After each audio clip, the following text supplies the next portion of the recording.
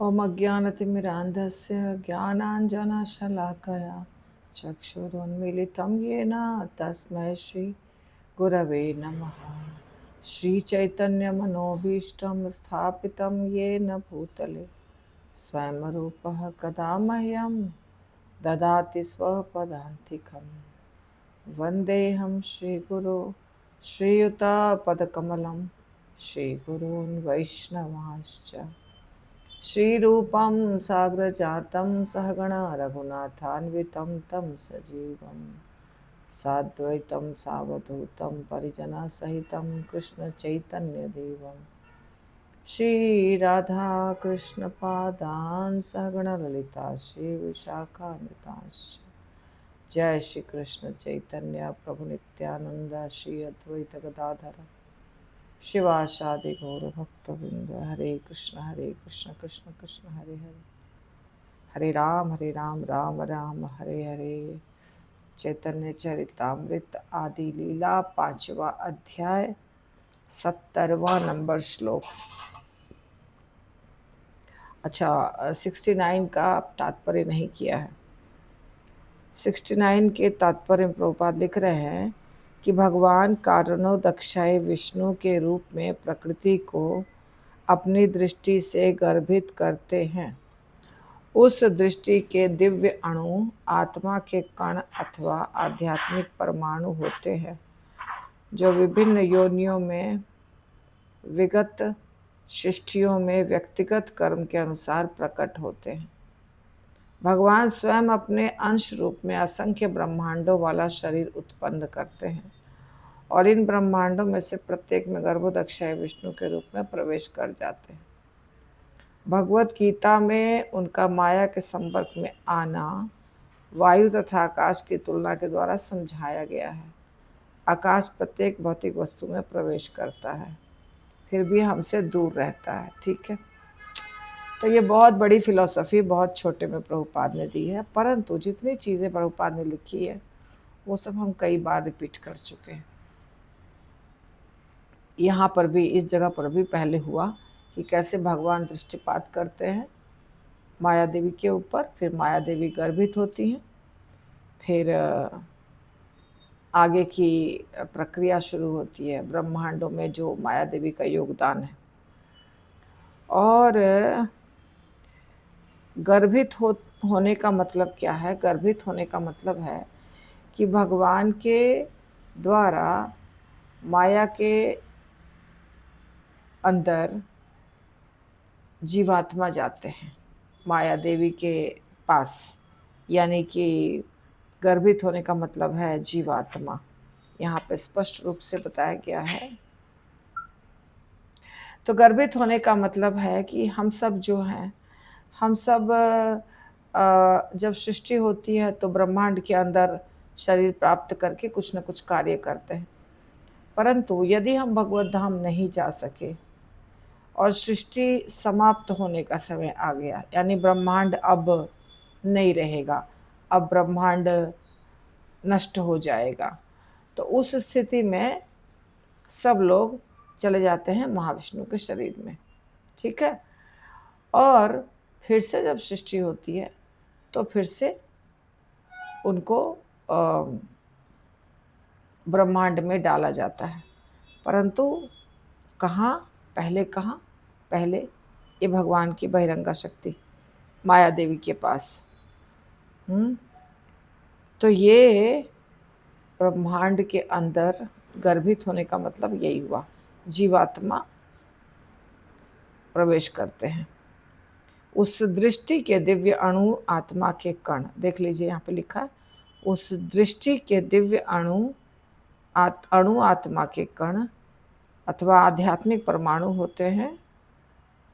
उस दृष्टि यानी भगवान की जो दृष्टि है, उस दृष्टि के दिव्य अणु क्या होते हैं? आत्मा के कण अथवा आध्यात्मिक परमाणु होते हैं, जो विभिन्न योनियों विगत सृष्टियों में व्यक्तिगत कर्म के अनुसार प्रकट होते हैं। ठीक है, भगवान स्वयं अपने अंश रूप में असंख्य ब्रह्मांडों वाला शरीर उत्पन्न करते हैं, फिर उसमें प्रवेश करते हैं गर्भोदक्षाय विष्णु बन करके, ऐसे।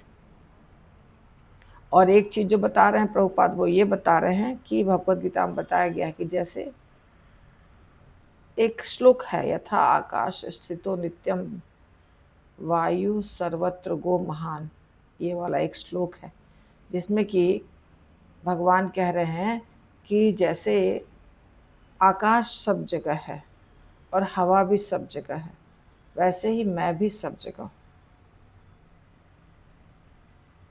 हवा जो है वो सब जगह रहती है और आकाश सब जगह है, यानी खाली स्पेस।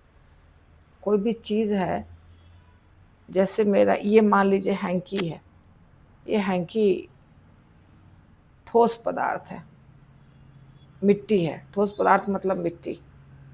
तो इसके अंदर छेद है कपड़े में, बहुत सारा महीन महीन छेद है, ठीक है, ऐसे। अब इस प्रत्येक महीन छेद में हवा भी है और आकाश भी है। आप इसको फोल्ड भी कर देंगे, ऐसे भी कर देंगे, वैसे भी कर देंगे, कुछ भी कर देंगे, इसके अंदर हवा और प्रकाश दोनों है। ये मान लो मेरे पास यही दो चीज़ रहती है, इसलिए मैं हमेशा एग्जांपल में दिखाती हूँ। और ये मान लीजिए है चश्मा रखने का, तो ये सॉलिड है, परंतु ये जो स्थान है इसमें हवा है और आकाश भी है। आकाश का मतलब खाली स्थान। तो ये सब जगह है कि नहीं बताइए? हमारे शरीर के अंदर भी हवा है और आकाश भी। तो इस प्रकार भगवान सर्वत्र रहते हैं। जैसे हवा सब जगह रहती है, आकाश सब जगह रहता है, ऐसे वैसे भगवान भी सब जगह रहते हैं, यही बताया गया। गवाक्षेर रंध्रे येन त्रस रेणु चले, गवाक्षेर रंध्रे येन त्रस रेणु चले, पुरुषेर लोमकूपे ब्रह्मांडेर जाले। जिस प्रकार धूल के छोटे छोटे कण खिड़की के छेदों से निकल जाते हैं, उसी तरह ब्रह्मांडों का समूह पुरुष की त्वचा के छेदों से बाहर होकर निकल जाता है। तो ब्रह्मांड महाविष्णु के शरीर से ही प्रकट होते हैं, कहीं और से प्रकट नहीं होते। तो कैसे बताया जा रहा है यहाँ पे कि जैसे एनालॉजी है, जैसे खिड़की खुली रहती है, बंद रहती है, तो जब खुलती है तो उसके महीन महीन छोटे छोटे कण जो हैं वो बाहर हमें दिखाई नहीं देते। पर आप अगर धूप में देखिएगा, धूप अगर आ रही है हमारे घर में खिड़की से, तो आपको उसमें उड़ते हुए कण दिखाई देंगे। बहुत छोटे छोटे कण उड़ते रहते हैं, यानी हवा में कण हैं। ऐसे नहीं समझ में आ रहा है, पर धूप अगर आप देखेंगे तो धूप में आपको कण दिखाई देंगे, उड़ते हैं। इसी प्रकार जैसे कण होते हैं, महीन महीन कण, छोटे छोटे कण होते हैं, और वो बाहर जाते हैं या अंदर आते हैं खिड़की से, ठीक उसी प्रकार भगवान के शरीर में जो छोटे छोटे छेद होते हैं, रोम छिद्र जिसको कहा जाता है, जहाँ से बाल हमारे शरीर में है ना, छेद के पास एक बाल होता है, उस बाल को कहते हैं रोम, रोमकूप और रोम छिद्र। रोमकूप यानी कि अगर आप ध्यान से देखिएगा, थोड़ा यदि आप बुजुर्ग व्यक्ति का स्किन देखिएगा तो, और कुछ लोगों का होता है ना बाल बड़े बड़े होते हैं शरीर पर, तो उनका शरीर देखिएगा ध्यान से। अब हमारे शरीर पर बड़े बड़े बाल नहीं है, इससे समझ में नहीं आता, तो उनका शरीर अगर देखिएगा तो आपको बाल दिखाई देगा और वहाँ एक छेद दिखाई देगा, तो उसको कहा जाता है बाल को रोम, रोम छिद्र, रोमकूप, कूप यानी वो गड्ढा और छिद्र यानी छेद, एक ही चीज़ है। तो हमारे एक बाल, जहाँ एक बाल रहता है वहाँ एक छेद रहता है, एक गड्ढा रहता है। तो महाविष्णु के शरीर में कितने बाल होंगे, कितने छेद होंगे, पूरे शरीर में रहता है ना ये। तो प्रत्येक छेद से यानी रोमकूप से ब्रह्मांड प्रकट होते हैं। जब भगवान सांस छोड़ते हैं तब सांस लेते हैं तो ब्रह्मांड अंदर प्रवेश कर जाते हैं, मतलब ब्रह्मांड की आयु समाप्त हो जाती है। और जब सांस छोड़ते हैं तब ब्रह्मांड का जन्म हो जाता है, प्रकट हो जाता है ब्रह्मांड। अब इसका ये श्लोक ब्रह्म संहिता में दिया गया है, जिसको कृष्णदास कविराज गोस्वामी ने यहाँ पे कोट किया है। यस्य कनिश्वसित कालमथावलंब्य जीवन्ति लोम बिलजा जगदंडनाथा विष्णुर्महास यस्य कला विशेषो गोविंदमादि पुरुषम तम हम भजामि। ब्रह्मा तथा अन्य लोकों के स्वामी महाविष्णु के रोम छिद्रों से उत्पन्न होते हैं और उनके एक उच्छ्वास काल तक जीवित रहते हैं। मैं आदि भगवान गोविंद की पूजा करता हूँ, क्योंकि महाविष्णु उनके अंशांश हैं। तो ब्रह्मा जी का जन्म ब्रह्मांड के अंदर होता है। महाविष्णु के शरीर से ब्रह्मांड उत्पन्न होते हैं, फिर ब्रह्मांड के अंदर ब्रह्मांड की जब रचना होती है तब छोटे होते हैं, बाद में ब्रह्मांड बड़े होते हैं। तो महाविष्णु अपने आप को विस्तारित करते हैं गर्भोदक्षाय विष्णु के रूप में,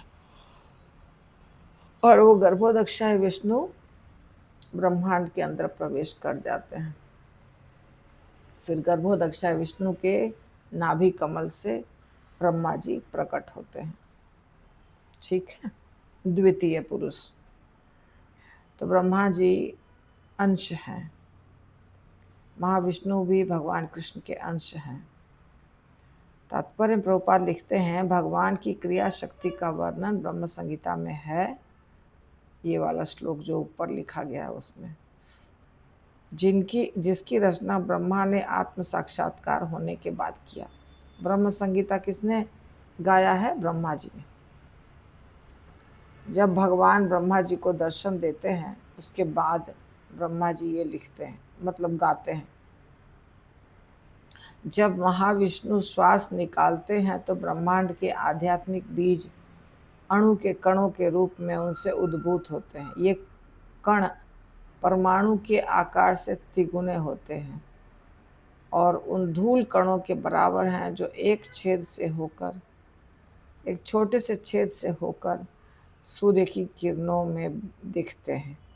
आज के परमाणु शोध के दिनों में परमाणु वैज्ञानिकों के लिए यह जानना सार्थक होगा कि सारा ब्रह्मांड किस तरह भगवान के शरीर से निकलने वाले आध्यात्मिक परमाणुओं से उत्पन्न होता है। तो भगवान के शरीर से निकलता है कुछ, और वो माया देवी के शरीर में जाता है। दृष्टि के द्वारा देखते हैं भगवान। फिर ब्रह्मांडों की रचना होती है, ब्रह्मांड में जीव पैदा होते हैं, ये सब होता है। ठीक है। क्वाहम तमो महदहम क्वाहम तमो महदहम खचराग्निवार्भूत संवेष्टितांडघट सप्तवितस्तिकायः क्वे दृग्वधि क्वे दृग्विधा विगणित अंड पराणुचर्या वाताध्वरोम विवरस्य च ते महित्वम्। मैं अपने हाथ के 7 बित्ता वाला शुद्र प्राणी कहाँ हूँ? ये ब्रह्मा जी बोल रहे हैं। मैं अपने हाथ के 7 बित्ता वाला शुद्र प्राणी कहाँ हूँ? मैं प्रकृति। कल बहुत रात हो गई, मीटिंग थी, क्लास था, सोने में रात हो गई है, इसलिए हाल है मेरा। और राजभोग भी करके आई हूँ, तो इच्छा नहीं थी क्लास देने की, बिल्कुल भी इच्छा नहीं थी। फिर भी बैठ गई हूँ ऑन करके, थोड़ा बहुत जो हो जाएगा। तो भगवान ब्रह्मा जी कहते हैं, मैं प्रकृति, संपूर्ण भौतिक ऊर्जा, अहंकार, आकाश, वायु, जल तथा पृथ्वी से निर्मित इस ब्रह्मांड में बंधा हुआ हूँ। और आपकी महिमा क्या है? आपके शरीर से असंख्य ब्रह्मांड उसी तरह निकल रहे हैं जिस प्रकार खिड़की के छेद से धूल के कण गुजरते हैं। ये कब की बात हो रही है? जब ब्रह्मा जी ने कृष्ण के सारे गौवों को चुरा लिया था, ग्वाल बालों को चुरा लिया था, और जब ये 1 साल तक हुआ, 1 साल के बाद ब्रह्मा जी वापस आए। 1 साल तक सब बंद थे ब्रह्मा जी के गुफा में। तो उसके बाद 1 साल के बाद देखा उन्होंने कि कृष्ण भी हैं, सारी गैया भी है, सारे ग्वाल बाल भी है। तब वो लगा उनको कि मैं कृष्ण को साधारण बच्चा समझा था, पर लगता है कि ये साधारण बच्चा नहीं है, ये तो भगवान है। तब उन्होंने ये बोला है, स्तुति की है भगवान की। तो बद्ध जीव, यहाँ तक कि ब्रह्मांड के सारे कार्यों की व्यवस्था करने वाले ब्रह्मा जी भी भगवान के साथ अपनी तुलना नहीं कर सकते, क्योंकि भगवान अपने शरीर के छिद्रों से निकलने वाली आध्यात्मिक किरणों से असंख्य ब्रह्मांड उत्पन्न करते हैं। भौतिक वैज्ञानिकों को चाहिए कि श्री ब्रह्मा की स्तुति से ईश्वर की तुलना में अपनी तुच्छता के विषय में शिक्षा ग्रहण करें। ब्रह्मा की इन स्तुतियों में उन लोगों को सीखने के लिए बहुत कुछ है जो शक्ति का संचय करके गर्व से फूले रहते हैं। तो लोग जो है ना, वो तो मानते ही नहीं है कोई चीज़ को। न ब्रह्मा जी हैं, न विष्णु जी हैं, न कृष्ण है, सब झूठ है। क्या किया जाए उसका कोई इलाज नहीं है। प्रभुपाद कहते हैं कि ऐसे जो लोग होते हैं जो कुछ समझते नहीं हैं, उनको ब्रह्मा जी से सीखना चाहिए जो हमसे बहुत बड़े हैं। आज क्लास नहीं दे पाऊंगी, यहाँ पे रोक देती हूँ, कल देखती हूँ इसके आगे। श्री प्रभुपाद की जय।